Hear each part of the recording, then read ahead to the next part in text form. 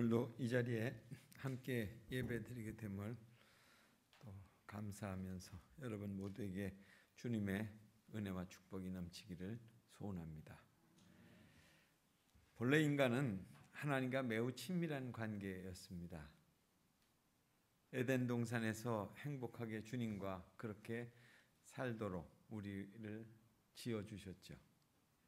그런데 최초의 인간이었던 아담과 하와가 범죄함으로 인해서 하나님의 창조의 작품들을 훼손시키게 되고 또 이 땅을 심판과 저주의 땅으로 전락을 시켰습니다. 그로 인해서 에덴에서 쫓겨나 에덴의 축복을 잃어버리고 하나님과의 친밀한 관계도 깨져버리고 말았습니다. 불신과 불순종으로 하나님께서 인간에게 주셨던 모든 특권들을 다 잃어버리고 죄와 마귀의 노예가 돼서 부자유한 존재로 불편한 삶을 살게 됐습니다. 이제 하나님과의 이 화목한 관계를 다시금 회복하기 위해서는 우리가 하나님과 우리 사이에 놓여 있는 장애물들을 찾아서 해결을 해야 하는 것입니다. 하나님께서는 본질상 진노의 자식이 된 우리에게 다시 회복할 수 있는 그 방법들을 알려주셨는데 그것이 바로 오늘의 화목제요, 속죄제요, 속건제입니다. 가장 중요한 일부터 하라고 외친 미국의 유명한 그 스티븐 코비 박사가 있습니다. 오래전에 그분의 책이 많은 사람들에게 읽혀졌죠. 성공하는 사람들의 7가지 습관이라고 하는 그 책을 썼는데요.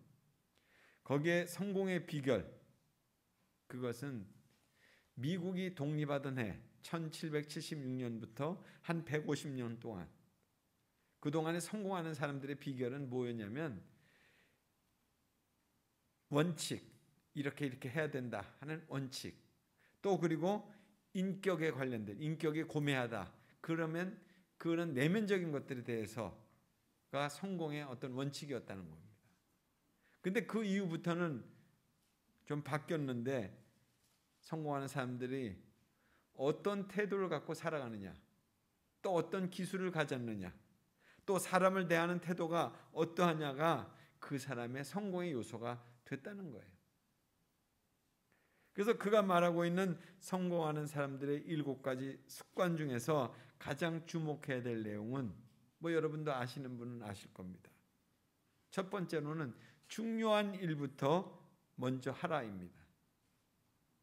그러니까 중요한 일에 대한 원칙을 정하지 않으면 긴급한 일이 늘 우리의 삶을 이렇게 쳐들어와서 우리의 시간과 에너지를 다 빼앗아 버린다는 거예요.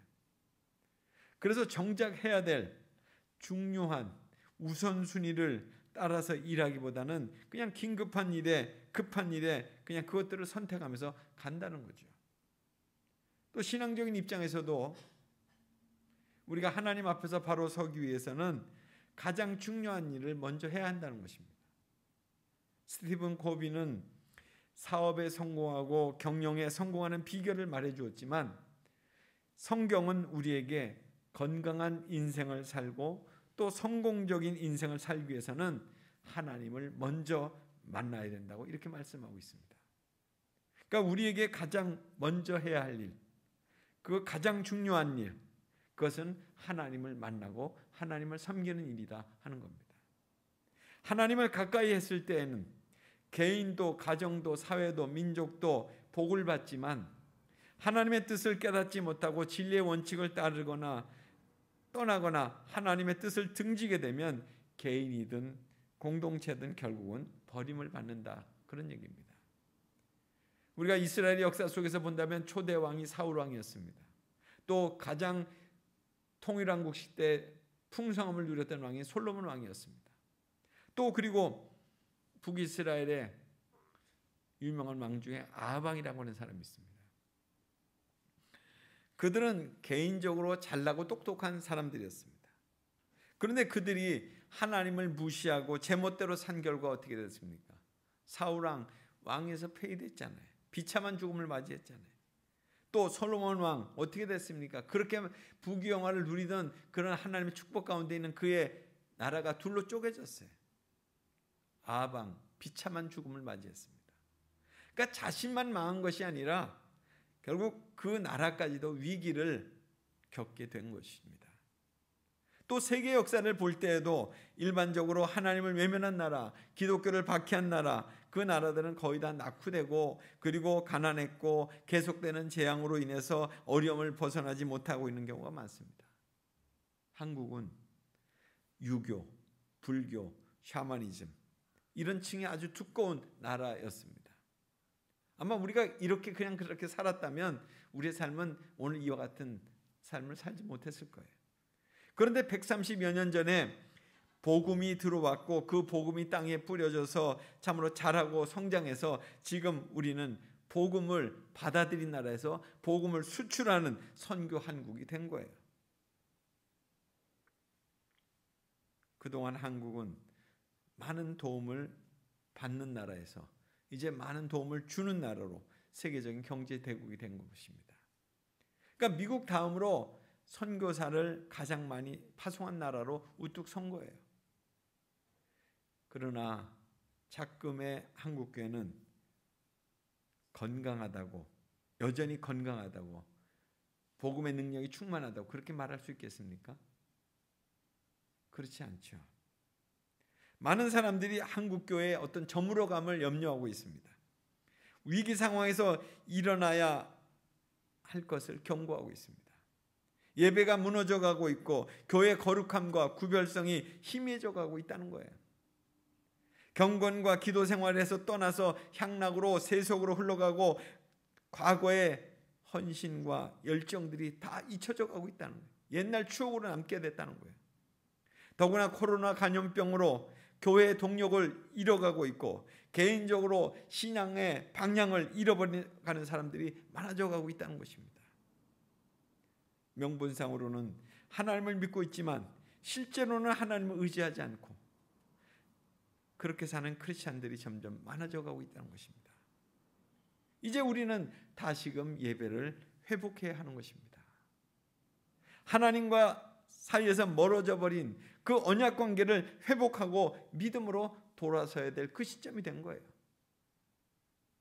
그렇다면 여러분 한번 생각해 보세요. 나는 나의 삶의 최우선 순위, 최고의 가치를 어디에 두고 살고 있는가 하는 걸 한번 물어보시기 바랍니다. 정말 예배를 통해서 하나님을 만나고 거룩한 백성으로서의 삶을 내가 살고자 하고 있느냐 하는 것입니다. 그런 면에서 오늘 본문은 하나님과 화목을 위해서 드리는 그런 제사, 화목제에 대한 그런 말씀입니다. 사람은 하나님을 위해서 창조된 존재인데 그만 꿰매 빠져서 사단에게 속아 살고 있습니다. 그런 우리에게 하나님은 번제를 드리도록 했어요. 우리가 몇 주 전에 번제에 대한 말씀 들었잖아요. 번제, 짐승의 각을 떠가지고 이렇게 다 태워 올려드리는 거. 하나님이 고기를 좋아하셔서 번제를 드리라고 하신 건가요? 우리가 번제를 드리는 이유는 우리 몸은 하나님의 것입니다. 이런 선언이에요. 번제를 드림으로써 하나님 앞에서나 또 내 자신에게 있어서나 사단 앞에서 그렇게 선언하는 거예요. 나는 내 것이 아니다. 나는 하나님의 것이다. 이렇게 선포하는 것입니다.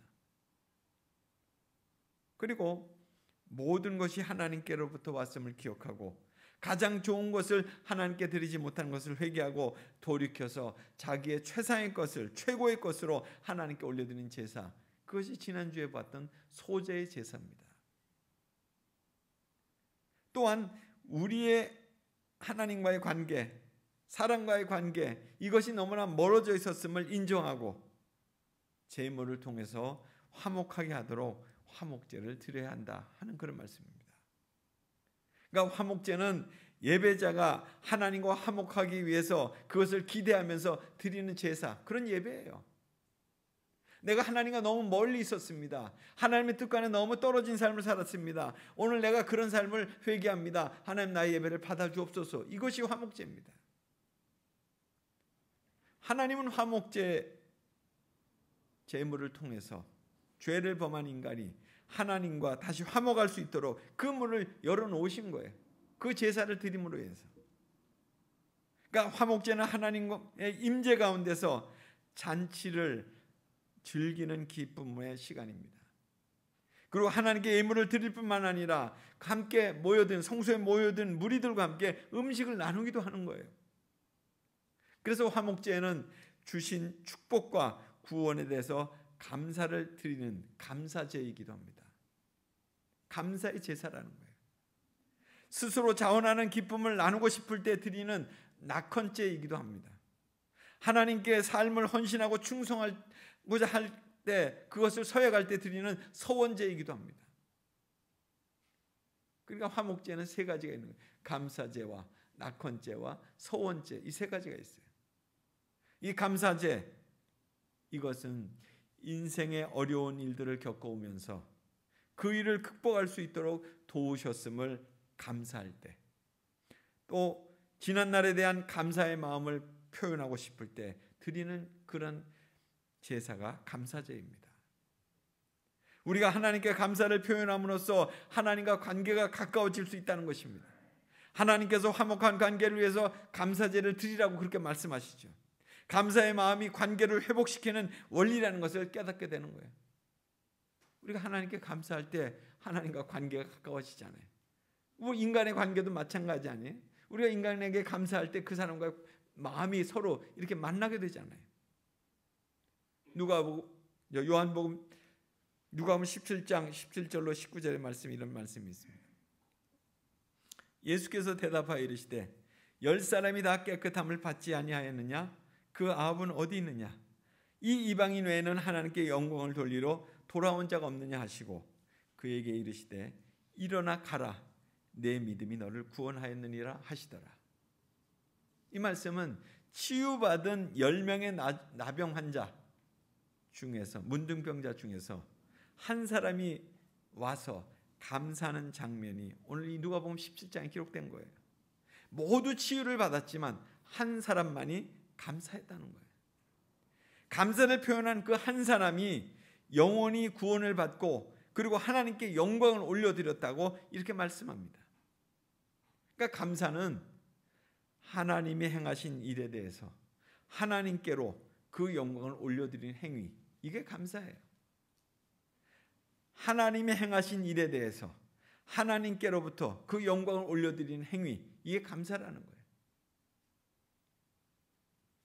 아이작 월트는 하나님께서는 두 개의 거처가 있다는 거예요. 하나님이 거하시는 장소가 두 군데가 있다는 거예요. 한 군데는 어딜까요? 박우수 집사님, 한 군데는 어디예요? 예? 하나님 어디 계세요? 예? 어디 계세요? 최재일 집사님 어디 계세요? 하나님 어려운 질문 아니잖아요. 예? 내 안에 계시고, 제가 첫 번째 질문은 그게 아니었는데 그것도 물론 맞는 답이에요. 하나님이 계시는 곳은 천국이잖아요. 그리고 또 하나는 바로 사랑하고 감사하는 그런 사람의 마음에 계신다, 이런 얘기를 했어요. 아이작 월튼이. 우리 마음에 하나님을 모시려면 어떻게 됩니까? 늘 감사의 마음으로 그렇게 살아가야 되는, 그걸 놓치지 않고 살아가야 되는. 그럴 때 하나님이 내 안에 계심을 늘 내가 느낄 수 있다는 거예요. 감사에 대한 감동적인 글이 탈무드에 나왔는데요, 그런 글입니다. 이 세상의 최초의 인간은 빵 하나를 만들어 먹기 위해서 얼마나 많은 일을 했던가. 우선 밭을 갈고 씨앗을 뿌리고 그것을 가꾸고 그리고 수확하고 빻아서 가루로 만들고 반죽하고 굽고 적어도 15번 단계의 과정을 거치지 않으면 안 된다는 거예요. 빵을 만들기 위해서. 그래서 지금은 돈만 내면 빵집에 가서 만들어 놓은 빵을 사올 수 있다는 거예요. 옛날에는 한 사람이 해야 했던 일들을 이제 여러 사람이 나누어서 그렇게 해주고 있기 때문에, 그래서 빵을 먹을 때마다 많은 사람들에게 감사하는 마음을 잊어서 안 된다 하는 그런 얘기예요. 탈무드 얘기예요. 또 하나 얘기했습니다. 이 세상 최초의 인간은 자기 몸에 걸칠 옷을 만들기 위해서 얼마나 많은 수고를 했던가. 들에 가서 양을 사로잡아 가지고 그것을 키우면서 그 키우다가 털이 자라면 털을 깎아 가지고 그것을 실로 만들고 옷감을 짜고 그것을 다시 꿰매기까지 얼마나 많은 노고를 해야 된다. 그런데 지금은 그저 돈만 내면 옷감을 사오고 그리고 그 옷을 가지고 옷을 지을 수도 있고 또 양복점이나 양장점에 가면 옷을 가서 맞출 수도 있잖아요. 옛날에는 혼자 해야 하는 일들이 여러 사람이 나누어서 해주고 있기 때문에 그래서 옷을 입을 때마다 많은 사람들에게 감사하는 마음을 잊어서는 안 된다 하는 것이 탈무드에 나오는 얘기입니다. 감사는 하나님과 우리 사이의 관계를 더 깊게 만드는 자리로 이끌어 간다는 거예요. 감사하는 마음과 그 언어의 표현은 사람과의 관계를 더 돈독하게 만든다는 거예요. 하나님과 사람과의 관계를 감사로 다 이렇게 이어간다는 거죠. 그런 면에서 나는 매일 감사의 일기를 쓰고 있습니까? 내가 어떤 일이 감사했나? 저녁에 자기 전에 나는 참 이런 일이 감사했네. 이렇게 한번 돌아보면서 주무십니까? 하나님께 몸과 마음과 물질로 드리는 감사 생활을 하고 있습니까? 우리의 영과 몸이 사는 길이 바로 이 길인데도 우리는 그것을 자꾸 잊어버려요. 하나님께 감사하고 자신을 헌신하는 생활에 우리의 삶의 건강과 회복이 있는데도 그것을 놓쳐버려요. 우리가 연약해지는 이유 중에 하나, 감사를 잃어버리면 연약해지는 거죠. 두 번째로는 자원제, 낙헌제에 대한 말씀입니다. 시편 119편 108절에 보면 여호와여 구하오니 내 입이 드리는 자원 제물을 받으시고 주의 공의를 내게 가르치소서. 그러니까 구약 시대 때 하나님께서 가르쳐 주신 제물에는 자원 제물이 있었어요. 이스라엘 백성이 성전을 또 성막을 이렇게 지을 때 사용한 물건들이 기쁜 마음으로 그들이 자원해서 드린 것들 아니에요. 그걸 느디바라고 했습니다. 그러니까 자원제는 11조를 드리는 것처럼 의무사항이 아니었어요. 11조는 반드시 드려야 되는 것이지만 자원제는 자기의 마음에 감동이 일 때 드리는 거였거든요. 오직 하나님께서 주신 은혜에 감사해서 드리는 그런 마음으로 드리는 것이 바로 이 낙헌제였습니다. 문자 그대로 한다면 즐거울 낙, 즐겁게, 그 다음에 헌, 드릴 헌, 그리고 제사제. 그러니까 자발적으로 즐거운 마음으로 드리는 제사가 바로 이 낙헌제요 화목제였다는 것입니다. 그러니까 구약 성경에 처음 소개되고 있는 이 자원제 혹은 낙헌제라고 하는 것은 출애굽기에 제일 먼저 등장합니다.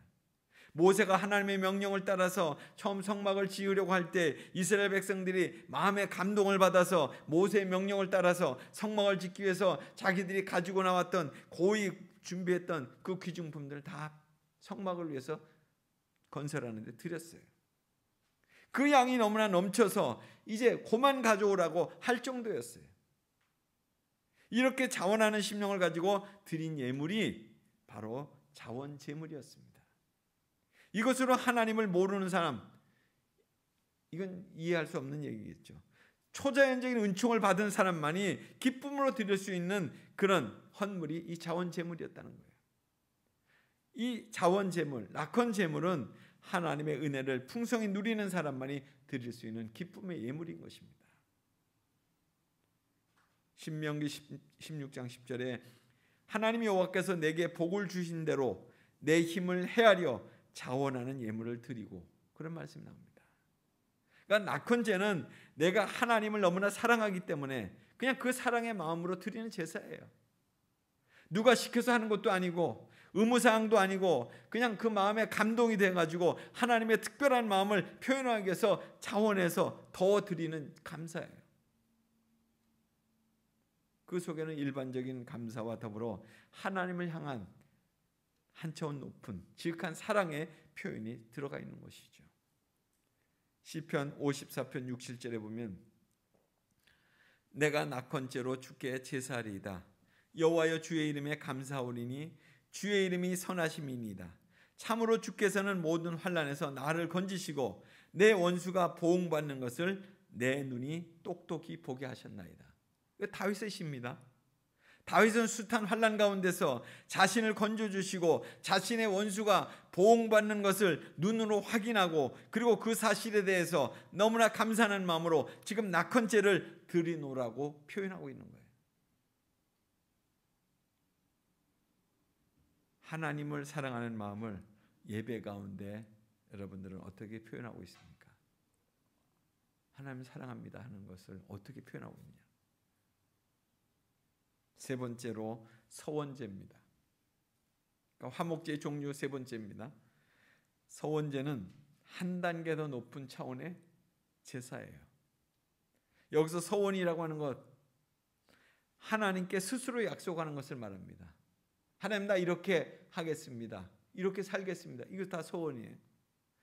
한나, 사무엘상에 나오는 한나, 그가 아들을 주시면 그 아들을 하나님께 바치겠다고 약속을 했어요. 이게 서원 기도예요. 그리고 사무엘을 주셨을 때 한나는 약속한 대로 아들을 하나님께 드렸습니다. 이것을 서원을 갚는다고 그럽니다. 이렇게 서원하거나 서원을 갚을 때 드리는 제사가 이 서원제예요. 사무엘상 1장 10절에서 11절에 한나가 마음이 괴로워서 여호와께 기도하고 통곡하며 서원하여 이르되 만군의 여호와여 만일 주의 여종의 고통을 돌아보시고 나를 기억하사 주의 여종을 잊지 아니하시고 주의 여종에게 아들을 주시면 내가 그의 평생에 그를 여호와께 드리고 삭도를 그의 머리에 대지 아니하겠나이다. 한나의 서원은 삭도, 칼을 머리에 대지 않겠다고 하는 나실인의 서원이었어요. 그런데 이 나실인의 서원은 태어나기 전부터 이미 자기 자식이 소명, 하나님께로부터 분련받았다는 것을 확실히 인식한 그 어머니에 의해서 태어날 자식의 평생을 하나님 손에 맡기겠다고 하는 신앙적인 결단에 의해서 이루어진다는 거예요. 그래서 사무엘상 1장 26절에서 28절에 보면 한나가 이르되 내 주여 당신의 사심으로 맹세하나이다. 나는 여기서 내 주 당신 곁에 서서 여호와께 기도하던 여자라. 이 아이를 위하여 내가 기도하였더니 내가 구하여 기도한 바를 여호와께서 내게 허락하신지라. 그러므로 나도 그를 여호와께 드리되 그의 평생을 여호와께 드리나이다 하고 그가 거기서 여호와께 경배하니라. 한나가 실로에 가서 드린 제사와 같이 이스라엘 백성은 서원을 하고 그 일이 이루어졌을 때 서원제를 드렸다는 거죠. 신명기 23장 22절도 내 하나님 여호와께 서원하거든 갚기를 더디하지 말라. 내 하나님 여호와께서 반드시 그것을 내게 요구하시리니 더디면 그것이 내가 죄를 될 것이다. 시편 56편 12절도 하나님이여 내가 주께 서원함이 있사온즉 내가 감사제를 주께 드리리니.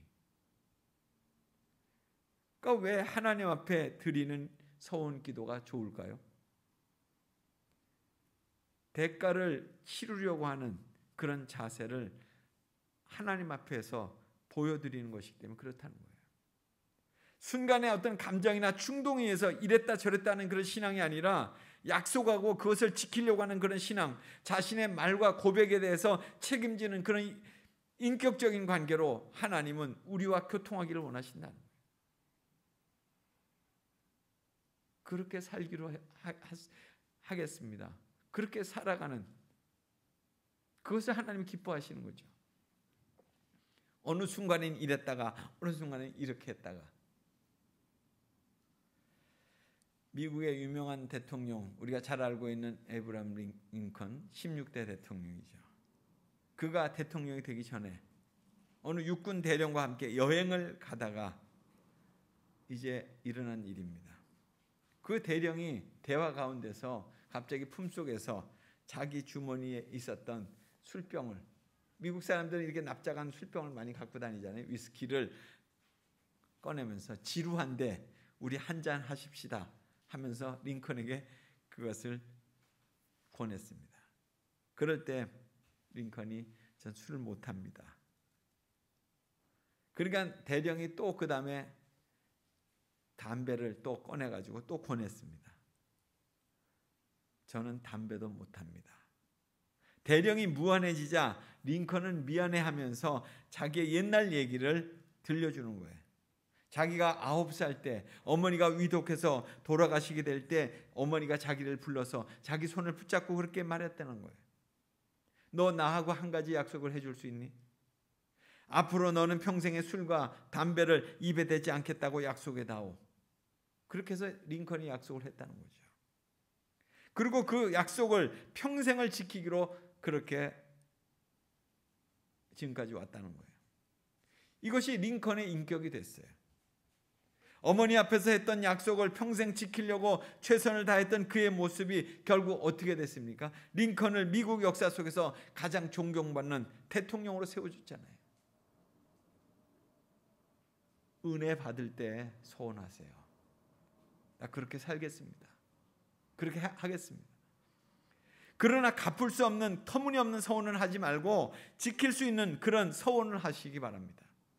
작은 것에서부터 큰 것에 이르기까지 가능하면 언약 노트를 만들어서 그걸 의식하면서 나는 그것을 늘 지키는 것이 좋다고 생각합니다. 화목제의 최고의 수준은 이 소원제예요.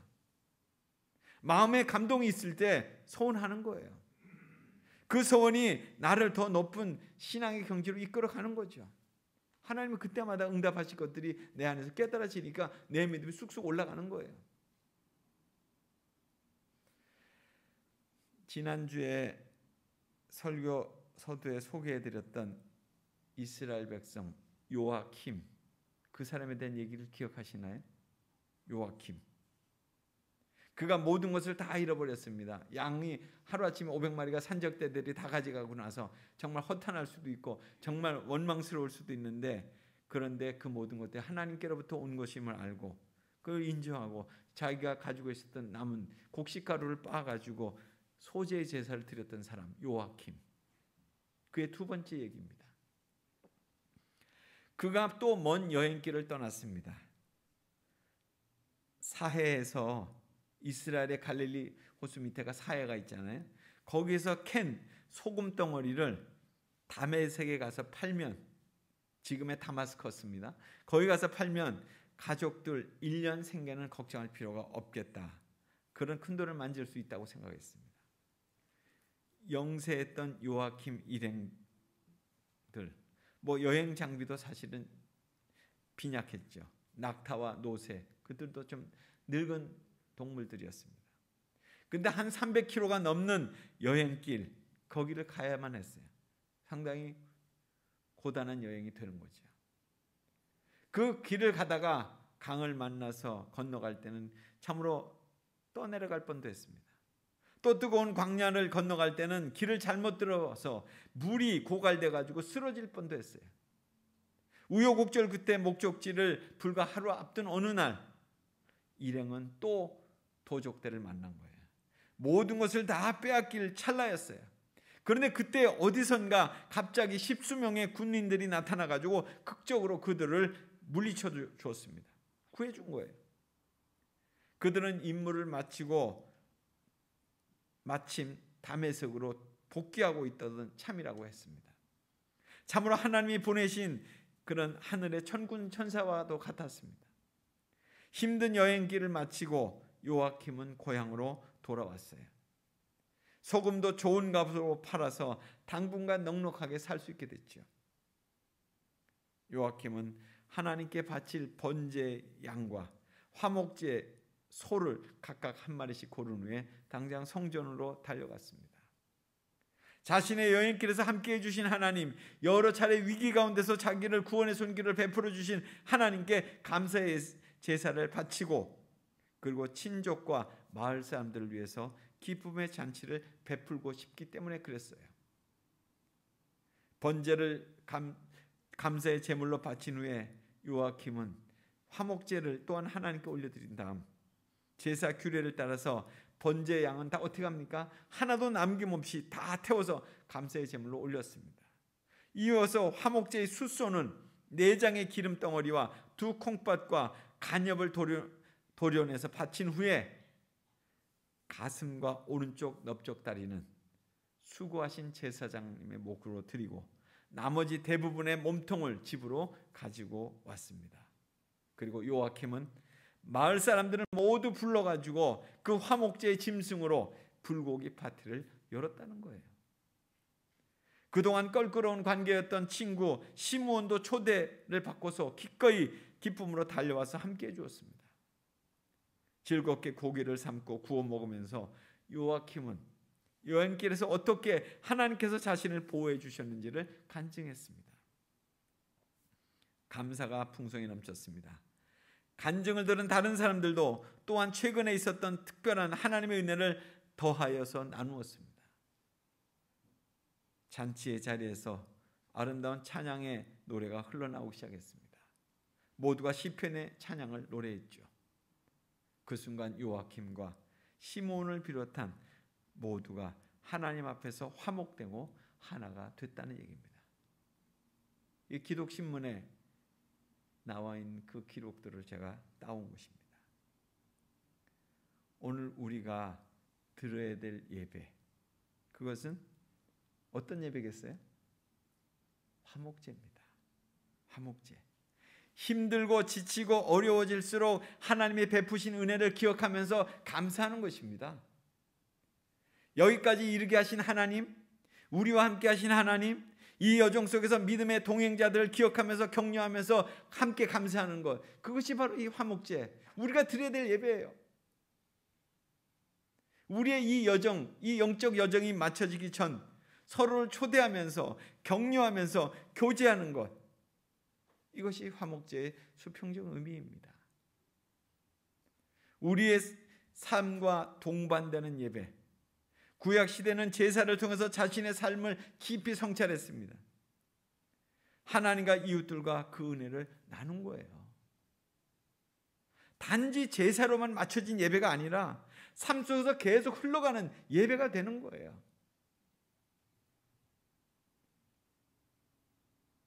이제 우리의 예배의 내용을 다시금 살펴보기 원합니다. 나는 지금 하나님과 관계 회복을 위해서 예배하고 있는가? 물어보십시오.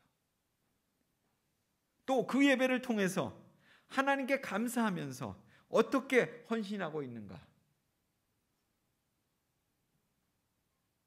그리고 마지막으로 예배 이후 이웃들과 세상에서 하나가 되고자 하고 있는가? 이 예배를 통해서, 이 화목제를 통해서 우리의 영이 소생되고 우리의 관계가 회복되고 우리의 삶이 다시금 하나님의 그 구원의 은총으로 다시금 새로워진다면 우리는 정말 참된 예배자가 되는 것입니다. 그런 예배의 자리에 우리 모두가 함께 초대받게 되기를 간절히 소원합니다. 같이 기도하겠습니다. 하나님, 오늘도 주님의 말씀으로 우리의 예배를 새롭게 해주심을 감사드립니다. 우리가 정말 살아있는 예배, 하나님의 감동으로 넘치는 예배, 감사의 예배가 하나님 이 성전 안에서뿐만 아니라 우리의 삶에서도 늘 깨달아지고 그것을 실천할 수 있게 해주옵소서. 그래서 진정 우리를 구원하신 놀라운 그 사랑뿐만 아니라 또 그것을 아직도 깨닫지 못하는, 또 그것이 필요한 그곳에 우리의 예배가 흘러가게 해 주옵소서. 예수님 이름으로 기도드립나이다.